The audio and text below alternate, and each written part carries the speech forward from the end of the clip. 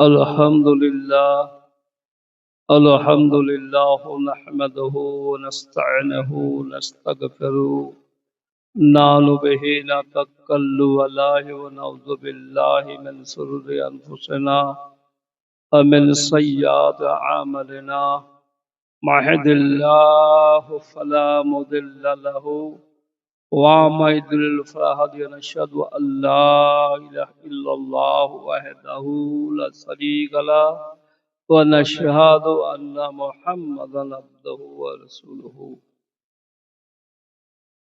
আজ আমরা উপস্থিত হয়েছি বাবা আজকে দুপুরে মাতম এই 10টা দিন আমার নবী আকাই নামদার ফাজল মদিনা আহমদী মুস্তাফা মোহাম্মদ মুস্তাফা সাল্লাল্লাহু আলাইহি সাল্লাম ইরশাদ করছেন 4টি মাসের কথা বলছি একটা জিলহজ আর একটা জিলকদ আর রমজান আর মুহররম এই মুহররম মাস এটা এমন একটা মাস এটা আমাদের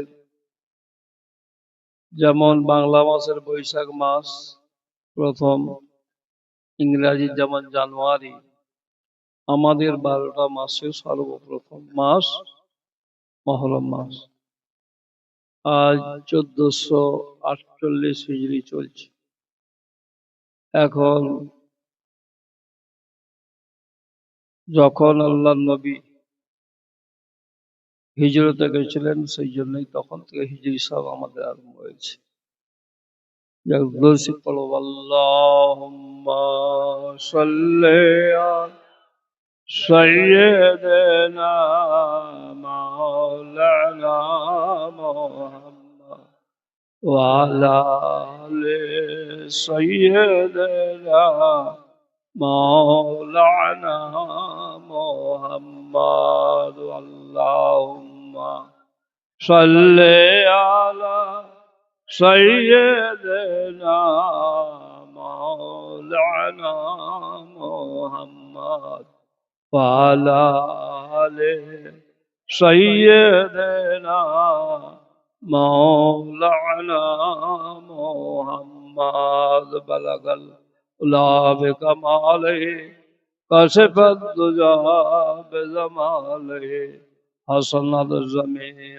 كسعاله صلوا عليه وآله شاہِ ہست حسین بدشاہ ہست حسین دین ہست حسین دین پانا ہست حسین سرداد نادد در دست یاجید حق بنائے لا الہ است حسین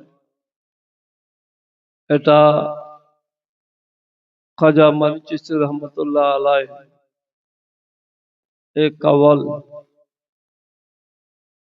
বলছে ইসলাম জিন্দা হতে হয় কারবালা কি বাত ইসলাম মিটে গেছিল বাবা আল্লাহর নবী চলে যাওয়ার পর ইসলাম মিটে গেছিল যদি ইমাম হোসেন কারবালায় যদি শহীদ না হতো ইসলাম মিটেই যেত এই জিদের দলে ভরপুর হয়ে গেছিল তখন মুনাফিকের দল পরিপূর্ণ হয়ে গেছিল যাই হোক তিনি বলছেন শাহ আস্ত হোসেন বাদশাহ আস্ত হোসেন তিনি বাদশাহ এবং দিনেরও বাদশাহ দিনে আস্ত হোসেন তিনি দিনের বাদশাহ দিনে পানা দিনকে মুক্তি দেওয়ার জন্য তিনি হচ্ছে সরদাদ নাদাদ দরদস্ত ইয়াজিদ তিনি ইয়াজিদের কাছে আত্মসমর্পণ করলেননি কিন্তু সার দিয়ে দিলেন হককে বিনায় লা ইলাহা আস্ত সাহেব এই যে হক এবং সত্য এবং তিনি কুল কায়নাতের যে মূল স্তম্ভ যেটা তিনি হচ্ছে ইসলাম যেমন আল্লাহর নবী এনেছে ইসলামকে তিনি গোপন যে রহস্য সেটা বহিঃপ্রকাশ করেছেন ইমাম হোসেন তিনি নামাজ নিয়ে এসছেন, কিন্তু নামাজকে বই প্রকাশ করেছেন ইমাম হোসাইন। যাই হোক, আমরা এই বর্তমান যুগে যে মুসলমান আমরা বলছি, আমরা হিসাব করে দেখলে যদি সঠিকভাবে বিশ্লেষণ করা হয়, এগুলো মুসলমান আমরা কেউ নয়, সবাই যদি মুসলমান। কারণ ইমাম হোসেনের দিকে আহলে বায়াত দিয়ে কজন ছিল? 72 জন ছিল। আর এজিদের দিকে কত ছিল? বহু কেতাব বহু লোক বলছে, কেউ বলছে 22,000, কেউ বলছে 32,000, কেউ বলছে 72,000। তো যাই হোক, 32,000 যদি হয়, তো কথা হচ্ছে তার মধ্যে 4,000 হাফেজ ছিল। 4,000 হাফেজ ছিল।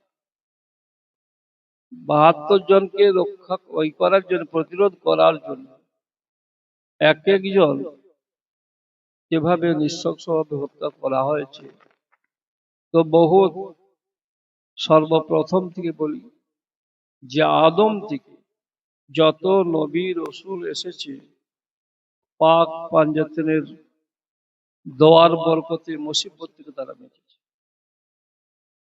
কারণ আদম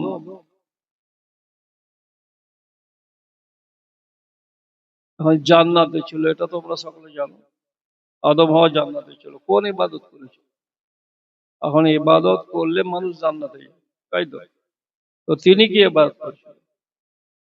আল্লাহ পাক যখন আদমকে সৃষ্টি করবে বললো, ফেরেশতারা বলল যে আদমকে সৃষ্টি করে কি হবে? কারণ তার তো দুনিয়ায় ফেসলা ফেসাদ। আল্লাহ বলল, আমি যেটা জানি সেটা তোমরা জানো। তো সেটা বলতে এবার তোমরা যেটা জানো, কিন্তু আদম যেটা জানে সেটা তোমরা জানো না। আদম যেটা জানে সেটা তোমরা জানো না। এটা কোরআন শরীফের সূরা বাকারার 37 নম্বর আয়াতে আছে। ফাতাকাল্লাহু আদামা রাব্বিহি ওয়া কালামাতিন ফাতাবা আলাইহি তাওবুর রহিম। আল্লাহ পাক 5টা কালেমা শিখিয়ে দিল আদমকে।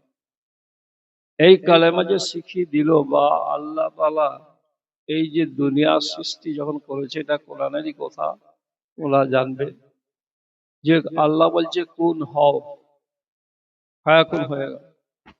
এই কোন, কাপ, পেশ, নোক্তা, জজম আর নুয়ের উপরে নোক্তা আছে, পেশ আছে। এই পাক পাঞ্জাতন কোন বলার সঙ্গে সঙ্গে দুনিয়াতে এসেছে। এই পাক পাঞ্জাতন ছাড়া কোনো সৃষ্টি নেই রে বাবা। আর পাক